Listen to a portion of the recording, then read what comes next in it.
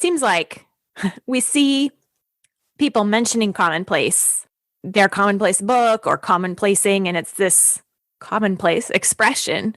But I was like, well, what does it really mean? Or is what I'm doing commonplacing, or is it notebooking, or is it just writing down a quote?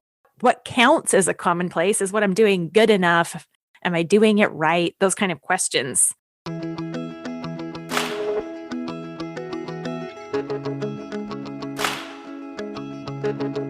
Welcome to Scholé Sisters, the podcast for the classical homeschooling mama who seeks to learn and grow while she's helping her children learn and grow. Scholé Sisters is a casual conversation about topics that matter to those of us in the trenches of classical homeschooling who yearn for something more than just checking boxes and getting it all done.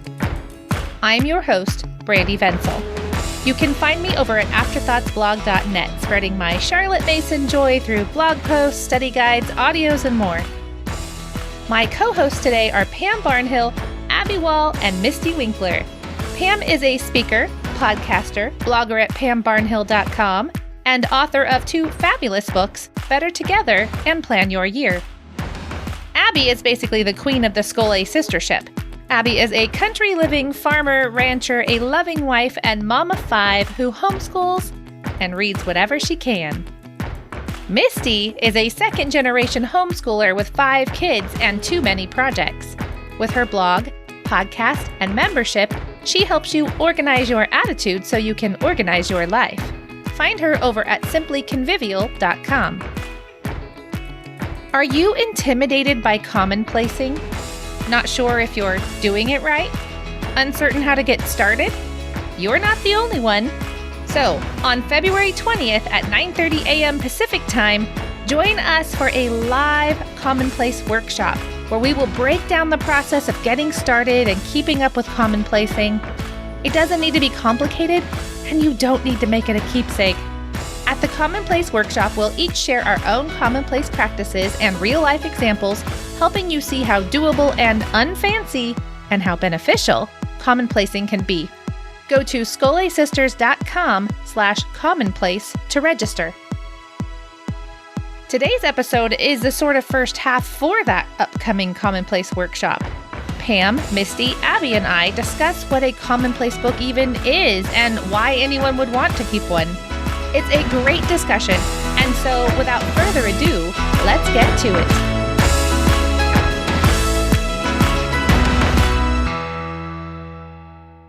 Let's start off with our Scholé Everyday. Who would like to begin? I will. Okay, so I am reading The Politically Incorrect Guide to Western Civilization by none other than Anthony Esolen. Oh. Yes. So I cannot remember what turned me on to this book, but I've had it in my little to-be-read pile for a while and just recently picked it up again because I felt like I needed to. I haven't gotten very far into it, but I love Anthony Esolen, and hearing him talking about Western civilization in a politically incorrect manner is actually really fun. Cool. So, sounds good. He's a good author. Yeah, he is. I just love it that like they actually, when I write my commonplace quotes, I usually put a little acronym for the book so I could remember what book I got it from, and then I put the page number, and so it's PIG, WC. And they actually do have a little pig like throughout the book. So, so they know. They know it spells pig. But yeah, so I'm actually I'm in chapter 1. So it's the section about ancient Greece, which is all about love of wisdom and beauty. But then he goes to Rome, to Israel, the early church, the high Middle Ages, which he calls the bright ages. Thank you. So many people are like, well, it was the Middle Ages. It was kind of dark. And I'm like, no. The Renaissance, it's not what you think. The Enlightenment, liberty, and tyranny, and then the 19th and 20th century. So he kind of comes down all through the ages and just talks about all of these different things and why Western civilization is very important and, very much into the political incorrectness, I guess I can say. Yeah, I've also heard the Enlightenment called the Endarkenment. Yes. I'm looking forward to finishing it. I'll have to come back and give a report on it later. Cool. As I get farther along. How long is it? Like, is it a big book? No, it's not a big book. So it reminds me in format. Do you remember the Dummies books, the 4 Dummies books? Oh, yeah. Yeah. So which, don't poo-poo those books. The name is horrible, but I will tell you that the Catholicism for Dummies book was such an excellent resource for me when I was in RCIA. Yeah, it was actually one of my favorites. So it kind of has that same kind of size and weight to it as the 4 Dummies books, but it's 340 pages. It's a nice big font for those of us who are like turning 50 this coming year. Makes it easy to read. And who's doing that? I have no idea. But if you are, the font is nice and big and easy to read. So anyway. Remember when Cindy Rollins used to call us young people? No, she always called you guys young people. I think only Mystie and Abby qualify now. No. But then when we met her in person, she called us her girls. Middle-aged. Oh, yeah, that's right. Moms. Yeah, she started changing it. Yeah. I immediately felt demoted. Well, and I have to tell you, I mean, that was just you guys, because I was always way older than you are. So you're young at heart. I remember her, early on in her blog, she made the beginning comment at some time. She said, I only just realized how young some of you are. Like how many, because like I had a kindergartner. My oldest was in kindergarten when I was reading her blog. So that's true. Which ties into my book, actually. For nice transition. I am reading A Little History of the World. It's been on my shelf for probably around 8 years or so. And it came to me from Cindy Rollins' shelf. Oh. Back in the day when she was, they were moving and downsizing, and she had to sell a bunch of books. I still have books from that sale. Yes. So I feel like it's a special little book. And it's in this series that now I have quite a few of this series, A Little History series. Yeah, they have like art and... Yeah. So this year I read A Little History of Philosophy. My middle school kids are reading A Little History of Science as their science book this year. And my 5x5 economics category next year, I'm going to read A Little History of Economics. Interesting. So can I just do a little history books for one of my 5x5 categories for next year? You totally could. It'd be great. It'd be broad. Yeah. I really like them. They're like the perfect overview, and they're written by really good authors who have a personable style. The Gombrich book is definitely geared for kids too. So I started reading it and I'm like, okay, I can totally finish it this month. I had it on my list to read for this whole 8 years because I did want to pre-read it before handing it to my kids. The first few chapters, it's definitely that early 20th century evolution perspective. I mean, not that it's not evolution now, but I don't know. It's just that optimistic evolution time period. Right. So the beginning of the history is I would skip it if I were reading it out loud to kids. And then where he's talking about the early Jews and all of that, he kind of poo-poos it as not actually real history. There are a few parts where I wouldn't actually hand it necessarily to a non-discerning reader. But as far as a good style, and now that I'm into the Greek and Roman, he has a little bit of a condescending tone toward the ancient periods, just overall. But I don't know if some of that is just that early 20th century style. Maybe it's just because it's for kids and it feels condescending now. I'm not quite sure, but I'm glad to be reading it, and I'm glad to be finishing that category up. Sounds good. I have not read any little histories, so might be something I need to look at. I like the series overall. Abby, do you want to go? Yes, I do. All right. My book is Range by David Epstein, and the subtitle is Why Generalists Triumph in a Specialized World. And a couple of people have recommended it, so it finally came in on my library audiobook. I was on hold for a long time because it's a pretty popular book right now. But it's been really interesting. And I don't know if I'll finish it within the 21 days that I have it borrowed. So I might actually use an Audible credit for it. But he is just discussing how a wide education, or having range, as he calls it, instead of this early on specialized training, is so important. When we do things so specialized, it's great for highly structured and narrow focus. And that's under the assumptions of a kind world, but we live in a wicked world, which I thought was hilarious that this man was using that as how he was describing the world that we live in. He was talking about different systems, and they need stable structures and narrow worlds. But when it really comes to cross disciplines and being able to be flexible and to be able to, change our minds about things or learn other things or take what we've learned in this situation and apply it to others, we actually don't live in a kind world. And so we need to be able to be way more flexible, and being narrowly focused on skills does not suit us very well. So one of his quotes that I've just loved so far is, everyone needs habits of mind that allow them to dance across disciplines. And he also, this is one of my favorite quotes too, is, it is difficult to accept that the best learning road is slow, and that doing poorly now is essential for better performance later. It is so deeply counterintuitive that it fools the learners themselves. And I think that, so often we're reading these old, hard, difficult books. We think we're just not getting everything out of it, and it's not really making sense. He is just kind of hammering that point home, like, no, that's actually learning.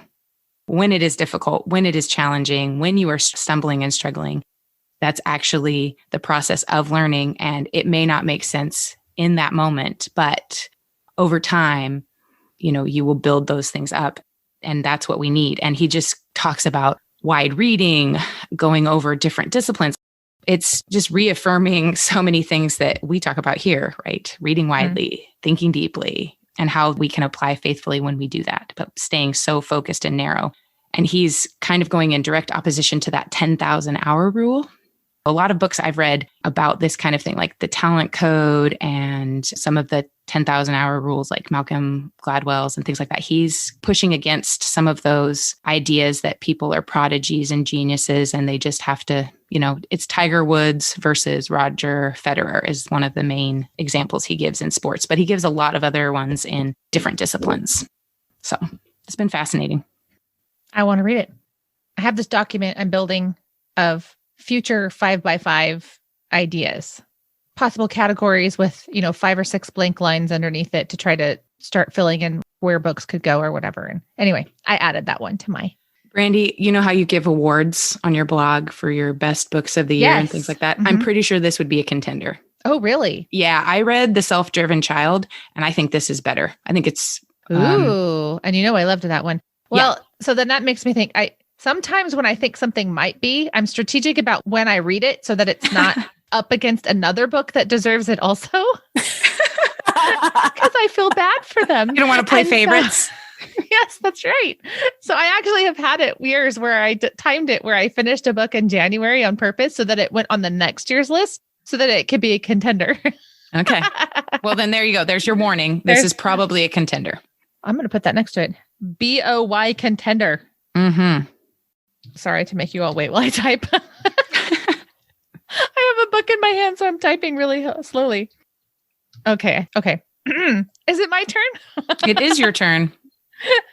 All right. So mine, I think I may have brought this book up before, but it was one of those moments of like, I got this book in the mail. Isn't it great?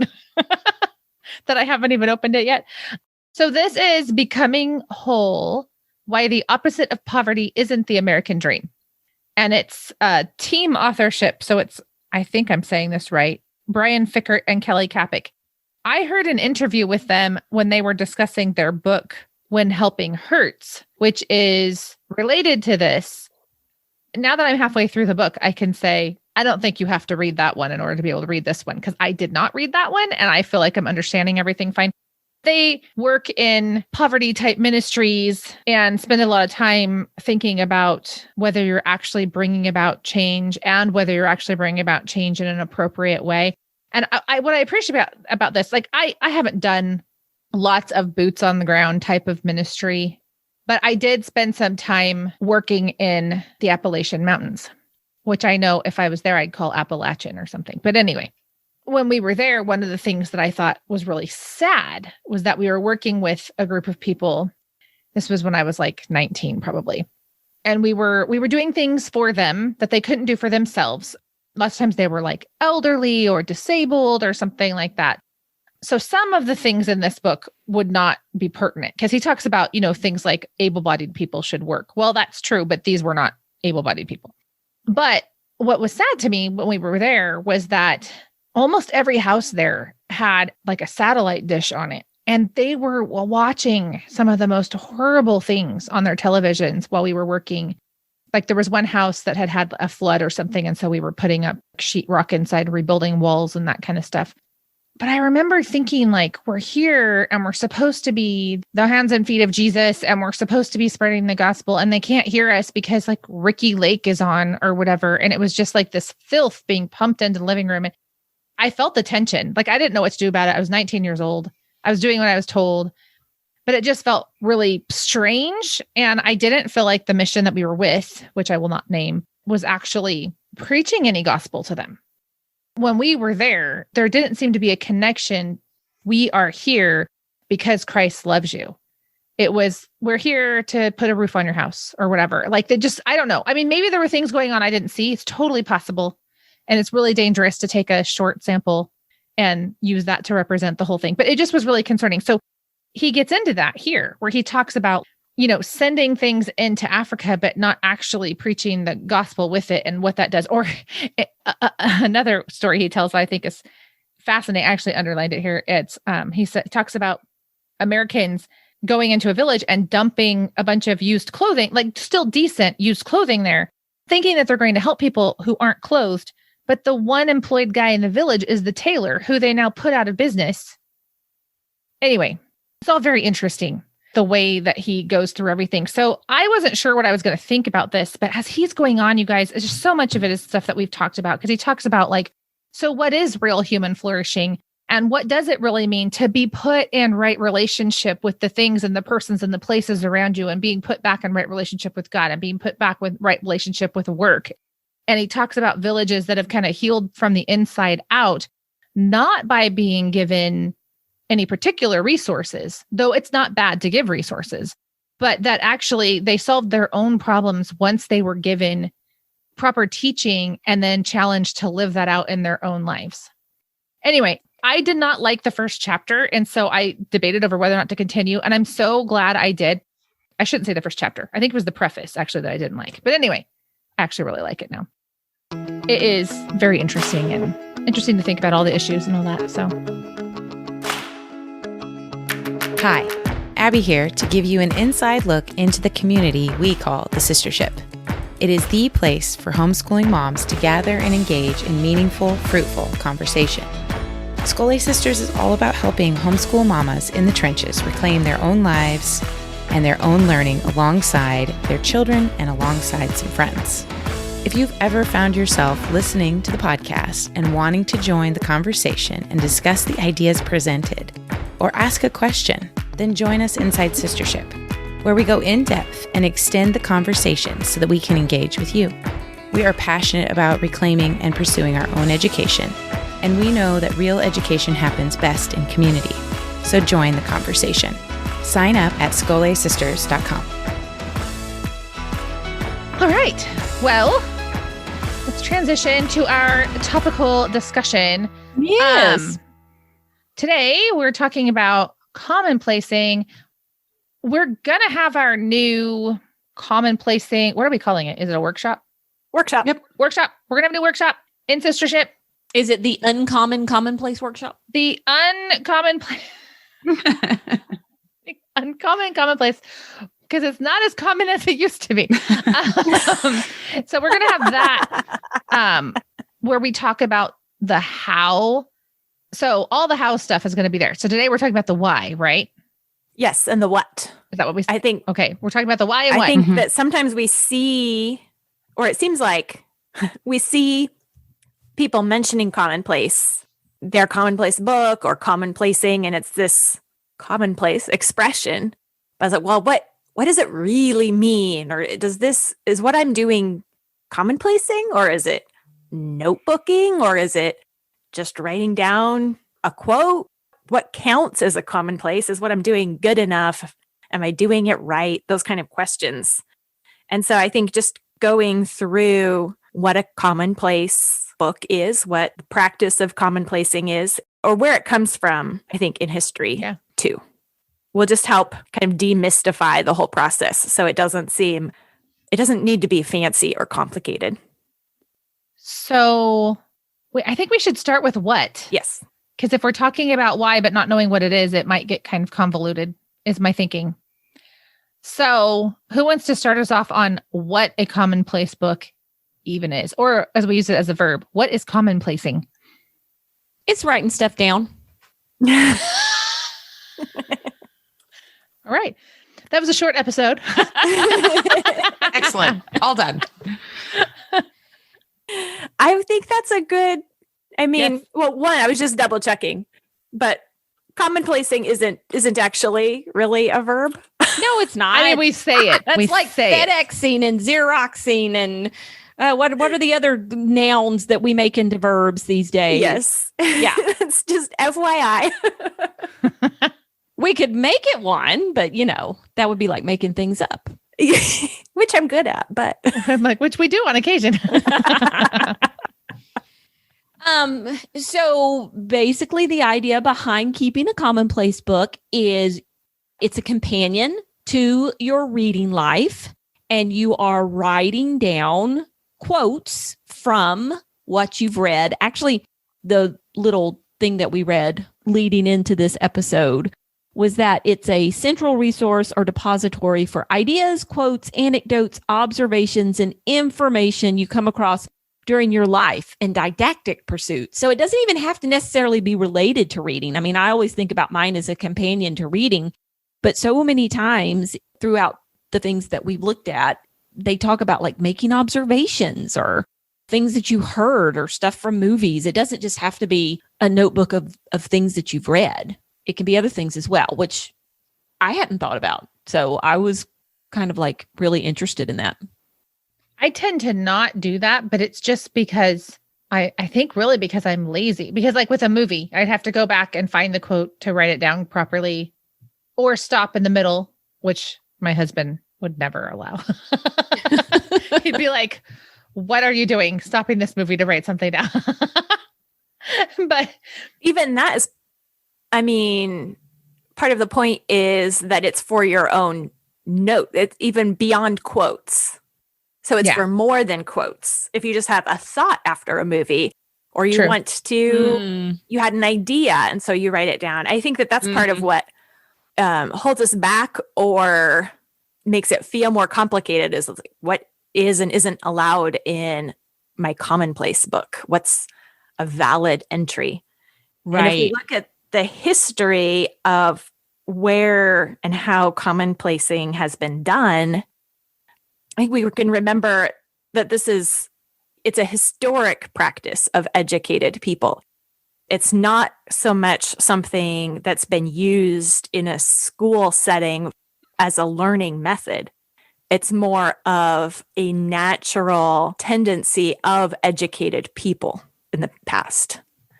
Educated people who were having ideas or needed to make presentations or keep information, or who were just interested in the world, just average people, kept commonplace notebooks. And so it's a practice that we get from observing past practice, but the practice isn't necessarily from some kind of educational method. Yeah. Or pedagogy. I think it too is commonplace books, whereas if it were just a learning tool that was assigned, it would have a different feel. I think a commonplace book in the best sense is deeply personal. Yeah. You are picking out things that are interesting to you. and you are putting them in. Not to say that we can't assign it to our kids, but they should be choosing those things. So I have a couple quotes that I dug out one of my old Commonplace books, and it was about having Commonplace books. So one's by John Quincy Adams at age 10. And I will tell you, if my kids were writing like this at age 10, I would be really, really happy. But sir, if you'd be so good as to favor me with a blank notebook, I will transcribe the most remarkable occurrences I meet with in my reading, which will serve to fix them upon my mind. So apparently he wrote that to his father at age 10, but he was a little extra special, perhaps. And the other quote that I have is by Andrew Gudgel, Gudgel. I don't know how to pronounce that. So sounds like cudgel with a G. Yeah. A commonplace book is also an aid to self-education and memory. Keeping one forces you to become an active reader, to read with one eye towards the main points of an argument, the beautiful quote, the insight that gives you pause. You become more aware of the author's arguments, his writing style, and what you think about what the author is saying. It creates a give and take between the writer and reader. Furthermore, the act of writing down quotations and arguments fixes them more firmly in the memory, making it more likely that you'll remember them at the appropriate time. Periodically rereading your Commonplace book will further strengthen your recall even more. So that was that person's definition and ideas towards it. And I think it is personal. At least my Commonplace book tends to be personal. You know what this makes me think of? This makes me think of narration. Because narration is something that we naturally do, something that you naturally do as a person. Children come up and they narrate very naturally. They tell you what's going on or what they read about or what they heard. And then commonplacing, in a sense, is kind of that same kind of natural. It's a place to record these kind of natural thoughts and feelings that you would have about something. Oh, I'm going to copy down this thing that sounds interesting to me.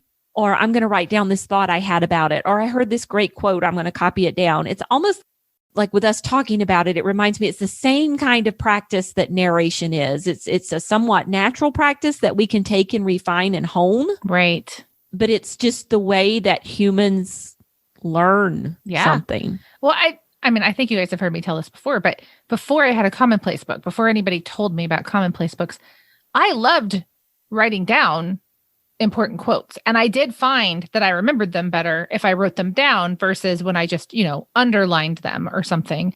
But I was writing quotes on like Post-it notes and leaving them all over the house. And it drove my husband insane. And he's like, these are nice quotes, but they're everywhere. And I would lose them because if I couldn't find a Post-it note, I would just like write on the corner of an envelope. And then I'd yell at someone for throwing away my envelope because they thought it was trash, but I wrote a quote on it. And so it was such a natural thing for me to do. And I even had notebooks as kids, but as an adult, for whatever reason, like nobody was buying me notebooks. And so I just started writing on trash. so anyway. Maybe if you had asked as eloquently as John Quincy Adams for a notebook, you would have gotten one. I know. My dear father. So anyway, it was just like formalizing it and having one place to write it meant that all of that nonsensical behavior that I was engaging in before was now organized, compiled, all in one central location. I knew where to find it. It was a very efficient version of what I was already doing. Kind of the way narration is the kind of thing that if I don't assign it, my kids don't take advantage of it as often. So I require it to be a habit and they get the benefit of it more than if it wasn't. But it's not an unnatural thing. It's just a more formalized version of something we all do. And you think it was a common practice before there was the internet, before there was Pinterest, before there was even fill in the blank worksheets. Yeah, for sure. Well, and even before it was normal for an average person to own hundreds or thousands of books, where even owning books was more rare. Right. So you would compile quotes or thoughts or notes that you would make because otherwise you really could lose it. we don't have that same kind of concern about losing information or the ability to find a quote. Again, because like if I'm actually looking for a quote, I'll put in some words on a search on Google and find it in Goodreads. Wow. Though I do that with audiobooks, because if I'm listening to an audiobook and I like a quote, but it's really hard to write. Sometimes I'm out on a walk or something like that, and I can't, usually I take a screenshot to pause it, but sometimes I can't find it when I find like a hard copy of it or something like that. So I often will go to Goodreads and look up that book and the quotes other people have grabbed. And sometimes that does help me to grab those things. So yeah, I think I like your Google. Well, and I'm not saying that because we have Google now, we don't need to Commonplace, but noticing that this is where the practice developed and came from. And so it's that same kind of purpose of pulling together your own reference resource of thoughts you want to hold on to. Mm-hmm. And it is true. We need to remember that writing it out by hand is much more helpful for our memory and thought process than Googling. Yeah. Right. It's interesting in the dictionary, the American Heritage Dictionary, I looked up commonplace. The primary meaning is a trite or obvious saying, a platitude. Oh, wow. And There's then my platitude collection. Wow. And then it's marked as archaic, a passage marked for reference or entered into a commonplace book. So there you go. Homeschool moms and classical educators making the archaic new and trendy. Right. But even Art of Manliness talks about, I mean, you know what I mean? Like it's not just limited to homeschool moms and their offspring or something. You make it a movement and get that archaic out of the dictionary. Right. Yeah, for real. Well, we'll just make it a verb and then it's like new and hip. Yeah, it is. So, one of the things that struck me thinking about this, does anybody who write down turns of phrase or words that sound cool or writing ideas or little snippets like that or is it all, you know what I'm saying? Is there a difference between like a commonplace and a writer's notebook? I do, but not in my commonplace book. And I've been surprised lately when I've looked up commonplace books, how many people are keeping those things together. I've never done that. So I've always had a separate sort of like ideas notebook where I would write down things, especially for, which I haven't been doing this as much lately. It hasn't been at the top of my list of things to do. But when I was working a lot on my Susie Homeschooler Pilgrim's Progress fan fiction, which is inside the sistership. But when I was really deep diving into that, I would keep, like lists of names for characters, like funny names. Anyway, and little sketches for chapters and things. But it was in a separate notebook, and I was going back and forth after reading some things this week about like, should I combine those things? Is that what is meant by a commonplace? And I'm kind of defeating the efficiency by having separate things. And I felt like, you know what? It's really, to me, I feel like my commonplace is something I come back to over and over again. And some of those things are like, this is the project I'm working on right now. I don't know. For me, I keep them separate. And I don't think there's a problem with keeping things separate so long as we note that historically a commonplace book is much more than only a repository for quotes. People used them to keep the information that they wanted to keep and refer back to. So that might include quotes, that might include something they observed. It could include a turn of phrase, but it was a very personal thing. Yeah. And so the definition of a commonplace book should not be, it has to only be quotes I read. Yeah. You can decide that for yourself. You're going to have multiple commonplace books, and this one is for this, and this one is for that. And a part of that, I think, is just the luxury that we have of having a lot of paper and notebook resources at hand. That's true. That's simple for us to do. And maybe it makes things easier because I know where to find things because I know that's going to be in this notebook and not that notebook. But historically, not only did they not have the internet, they also didn't have unlimited paper. True. Yeah. I'm starting in 2021, like a reading journal. After Susan Weisbauer's episode, I started the Well-Educated Mind, and I did go through her reading journal suggestions. And it's kind of a combination. I mean, she talks about doing summaries and narrations and, kind of some ideas. So I did put kind of her framework in there, and I'll see how it works for me. And then I have a book that I'm going to go through, which is The Rhetoric Companion by Indy Wilson and Douglas Wilson. And so I thought that would be a good place for me to start. But this is a slow process and probably won't be finished this year. But it's to get a little bit more serious about keeping quotes and learning about some different things. And then trying to follow this reading journal template or this outline that Susan Weisbauer has talked about. Doing some of the steps, it's very logical. And then also the Rhetoric Companion, just to kind of hone in on some big ideas and really start thinking. It was interesting when Susan was on the show, how she talked about her reading journal having like personal things, more like diary type stuff is what it sounded like, mixed in to where they're kind of like top secret. And she said that her best friend will decide what to do with them if anything ever happens to her. And it was funny because I was like, no, you can't do. I felt like one of those OCD people who doesn't want their food to touch on their plate. I was like, you're letting them mix up. But it really was interesting to me how, for whatever reason, I, who usually like a big mess where everything's like overflowing, for some reason with my notebooks, I really have to keep them separate. Maybe it's because I am disorganized that I need my notebooks to feel like more categorized or whatever. But anyway, it was interesting to me that she put more like personal journal type stuff into her notebook right alongside all that stuff that you're talking about trying to do, like with how she journaled the books. Yeah. Well, and I think that that's part of the reading widely, right? I've kind of got a guide for that. And then thinking deeply, kind of applying some of these suggestions and then applying faithfully, right? If you're actually bringing in things from your own life because of what you're learning, I mean, that's what we're supposed to be doing, right? Yeah. And if education is the science of relations, I know.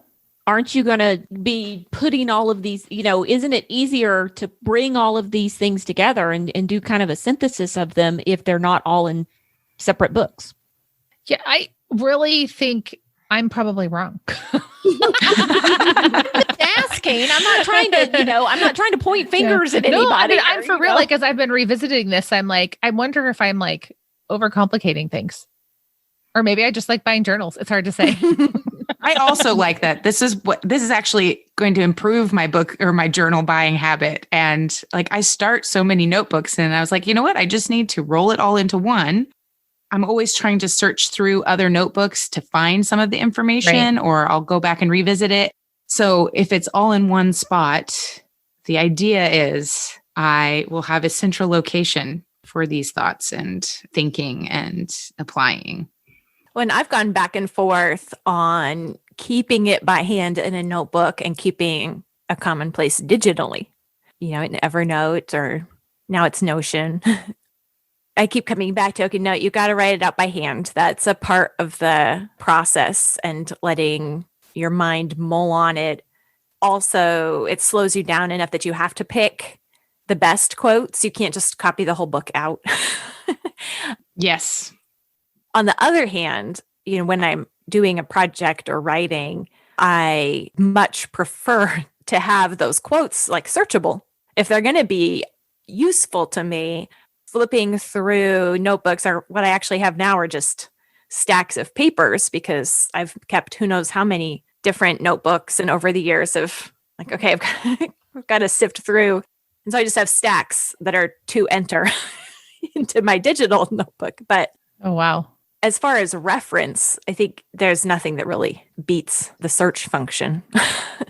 Yeah, that's true. And so I think there can be a place for both. So my personal compromise is writing it out by hand as I'm reading or thinking about it, but then transcribing it into the computer very slowly. Like I said, I have a huge stack, but I'm going to be keeping them as reference on the computer because that's going to make them actually findable. So, well, and for that case, they have a purpose beyond just thinking about, like, they have a utility, perhaps, because you're using them for something else, not just in and of themselves. Whereas, like, a commonplace, it seems like that is enough. That's the purpose of it. Yeah. Although one thing I noticed in reading about the historic commonplace practices was that it wasn't just writing it into the notebook. It was also going back over it. You wrote it in your commonplace notebook so that you would review it and go over it again. Yeah. And so I think that's a good thing to remember, that it is a useful process in itself, but we're putting things in the notebook that we do want to return to and read again. So some kind of practice of going back over that. So for me, transcribing them into the computer is one like excuse to go through my notes again and kind of refine or process and sift again. And so that's made it's like a do-over and get to go through those ideas again. And that's been fruitful. Mm-hmm. I think that's actually a good transition to the why, because we've talked quite a bit about the what, but why we would do this. So you're saying we capture it so that we can think about it again. That would be one reason. What's the big goal here? I noticed in the history that a lot of the people who were doing this were, well, especially writers were doing this. And so they're pulling these quotes later and using them in an essay or at the front of a chapter or whatever. So if I am just a regular person, I don't really write, why should I keep it commonplace? I think regular people should write anyway. Okay. Well, and if you start doing this, you probably do write a little bit because you would have some of your own personal observations in there. But I'm just saying, convince me of why should I commonplace? Why is this a good use of my time and resources? It's so easy to just read a book and let it roll over you, or go in, I don't know, it's in one ear and out the other. Is it in one eye and out the other? Gross. That sounds painful. I mean, the thoughts just roll on through. And unless you have some kind of processing time, you don't really let those thoughts sink in and transform your thinking and perspective like they might, or even like we want them to, why we're reading it in the first place. It's not reading widely alone. It is also thinking deeply and writing things out, noticing what really matters in the chapter, or what really stands out to you, or your summary of the chapter or the book allows you to just spend some slower thinking time with those ideas. Well, and we're looking for wisdom when we commonplace, right? And we're looking to, I don't know about you guys, but looking to become better readers. And so I think it adds an action to an activity that can sometimes be a little passive. I know reading is not supposed to be passive. We're supposed to be like thinking about this and chewing on things and, mentally and things like that. But it almost gives like a purpose. Like when you sit down to read and you're going to read a chapter and you're like, okay, what is my purpose in reading this chapter? It's to gain some knowledge from it. Well, how am I going to record that knowledge that I've gained? You know what I'm saying? Yeah. Yeah, and it seems like the practice acknowledges that we do forget, that even if we have that idea or that insight or that bit of wisdom, if we don't write it down, we are likely to lose it. Yeah, that's true. Well, and things like memorizing scripture and knowing songs by heart, right? When you're, struggling with something and you think thoughts of like memorizing a Bible verse, or you say it to yourself, or when you're not feeling so great, you can sing a hymn, right? These things that pull our minds out of our own very narrow and sometimes very unhelpful thoughts. And I think that Commonplace, if you have quotes, I know people have done like, kind of like a series or a study on a type of word, right? And so, if they're looking for more joy in their life, they start writing down things about joy, right? Quotes about joy, thoughts about joy, and they become more joyful, right? What you think about matters. And so putting good thoughts, having those things as a reference point is important. My own, thoughts and experiences are not the sum total of humanities, right? There have been people who have a lot of wisdom, like you were saying, Pam, and there are people who have had different experiences and things like that. Finding the things that have the common experience in my own reading and finding it beautifully stated and written often shifts perspective. It changes our attitudes about things. And so I think having things put really well matters, just a lot like poetry, right? Things stated simply, but so beautifully, it sticks with you. And having those things improves your mind. Yeah, I agree with that. In fact, one of my girls was expressing to me a desire to meditate a little bit more on scripture. I mean, she was talking about, how she had read one of the passages that talked about meditating on scripture, and she was feeling convicted that she just read it and moved on. And I was like, well, there's a certain extent to which reading it and moving on with your day is actually fine. But it's funny, the two things that first came to mind as recommendations, if she really wants to, they were narration and commonplacing. Because for those of us who, we live in this fast-paced culture, we don't have natural habits of meditation the way perhaps the pre-digital age may have had. And it's just, those are easy things to help us discipline our minds, forcing us to slow down and go back over the material another time in a different way. It really does sink down deeper and give a chance for everything to kind of marinate before we just move on. Because it's very easy. And one of you was saying this earlier, but just to have a consumer mentality, even when it comes to our books, even though we love our books, it's always about the next book. If we're not careful. Yeah, I'm planning my 2022 5x5 at this point. Well, and you know what? I wouldn't say that that's what I was doing, but I was looking at my document that I've been building, and it has more possible categories on it than 5. So technically I am too. Easy to do. And I've quoted this before, but it's a wealth of information creates a poverty of attention. So when we want to give things attention, right? That's one of Charlotte Mason's main things is, right, the habit of attention, to be able to really read something or think about something and really give it attention. That's what a commonplace book is for the habit of attention. I just want to go back because I think it's so easy to skip over something that Brandy just said. And I think it's maybe one of the most important things that we've touched on in this episode. And she said, the discipline of our mind.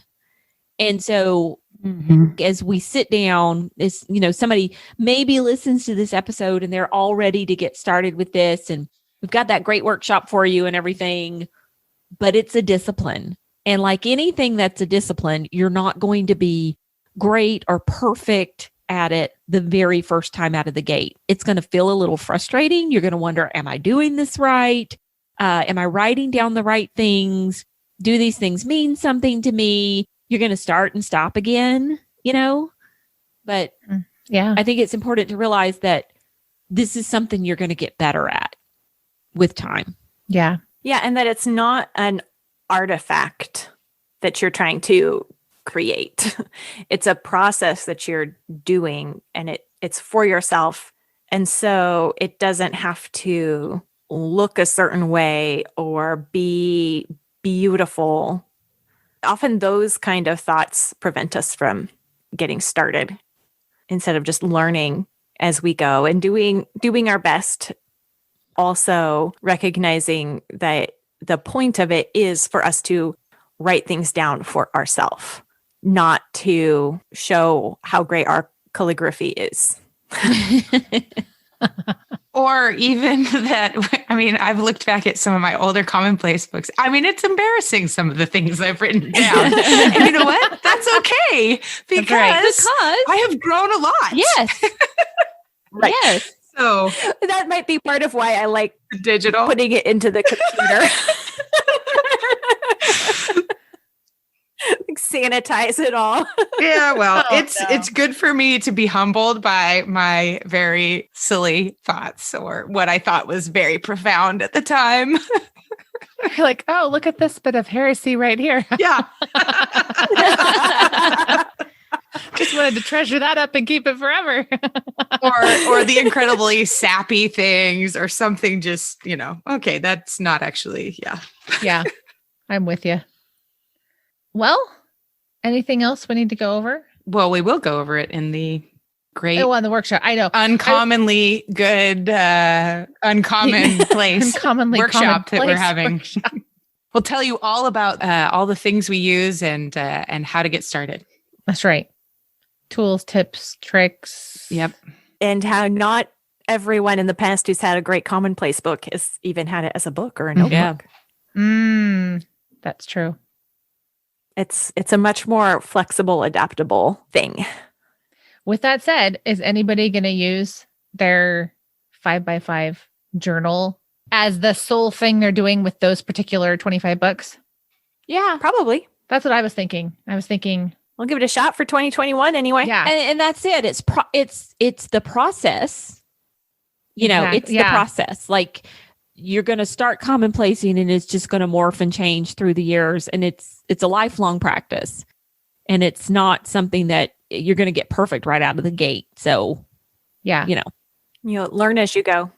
Yeah. Yep. And the 5x5 journal that has places for that. I mean, that's a great place to start if you're intimidated at all, because it gives you some real clear instructions and structure. And hopefully you won't be overwhelmed or bogged down by it, because it does just have some very clear parameters, which I know for some people that's really hard to know what to do. And so that's a great place to start. I agree. I agree that the different things that are in the journal help jumpstart that process of commonplacing that, you might be doing. Which is probably a good thing to remember for people who are listening who have the journal and now you've been using it for a few months or whatever, that structure is meant to be a loose structure and you can kind of take it, leave it, morph it however you want. Like it's not meant to be this set of rules you have to follow. But the 4 pages per book were kind of designed to help us do that whole slowing down discipline of the mind thing and have enough prompts that we didn't get stuck staring at a blank piece of paper wondering what to do with it. Yeah. Mm-hmm. Or just simply checking off, oh, here's another book I read, right? If we really want these books to get into our minds and have these big ideas and to just really mull them over, we're going to need a way of processing this. And this is a great tool that can help us start that discipline of and habit of making ourselves pause and think and slow down. Any good final quotes for us, Abby? You seem to have a wealth of commonplace book quotes. Well, I brought mine out just in case you were to ask me if there was anything that you wanted me to embarrass myself with. Secretly dying to share. Let's see. Okay. Great things are not done by impulse, but by a series of small things brought together. So that's Vincent van Gogh on habits. I had a whole section on habits. I like that. So here's a little hot tip that I will be telling about in the workshop. One of the things that I've done is I've categorized mine, and then I made an index in the back. That was when I was pre-smartphone and had more time to do these things, but it was really helpful. So I was reading a lot of things on habits, and so I just started collecting those things. Nice. Yeah. I like it. Well, I pulled up my notes that have made it into digital format and saw that Lonesome Gods is on here. Oh, excellent. And so one of the quotes that I pulled from that, I just like to pull sentences that they're clever or I don't know. Anyway. So here's a couple sentences from Lonesome Gods I pulled. Shakespeare was the only poet who wrote like he'd been raised on red meat. Nice. I like it. And this one's more applicable for us. How young is too young to begin to discover the power of the beauty of words. One cannot begin too young nor linger too long with learning. And so I think commonplacing is about lingering. Yeah. On that note, thank you all for coming. Thank you. Thank you for having us. Yeah, it's been fun. That's it for today. Thank you so much for listening and being a part of the sisterhood of the podcast. Make sure you're subscribed so you don't miss our upcoming episodes. This season's lineup is fantastic. All of the books and things mentioned in today's episode are linked in our show notes. Just go to scolesisters.com/SS83 to check it out. Remember to sign up for the Scole Sistership Sophie level so you can get in on the Commonplace Workshop. We are very excited about this workshop, and we hope you'll be able to make it live on February 20th at 9:30 a.m. Mark calendars. This workshop is free for those of you who have a paid sistership membership. If you'd like to join the sistership and reap all the other benefits along with the workshop, head on over to scolesisters.com/sistership and sign up. Our next episode was so interesting to record, and I just cannot wait for you all to hear it. Abby and I talked with Amber Johnston from Heritage Mom about language learning. Why would we start a foreign language in the younger years and torture ourselves in this way? And how hard it is if we're not bilingual already. Amber has gone above and beyond to help her children learn a foreign language, and I think you will be very inspired by her approach. Until then, we want to remind you once again that homeschooling is a marathon you needn't run alone, so open up your eyes and look around you. Find your sisters.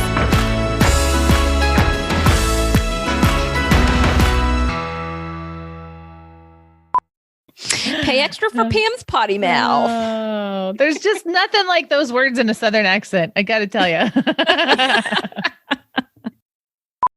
Did I ever tell you guys about the time I lost my Commonplace book for a year? I don't know. I'm mostly just embarrassed. Come on, give us one embarrassing quote before we go. Come on. I want something really sappy.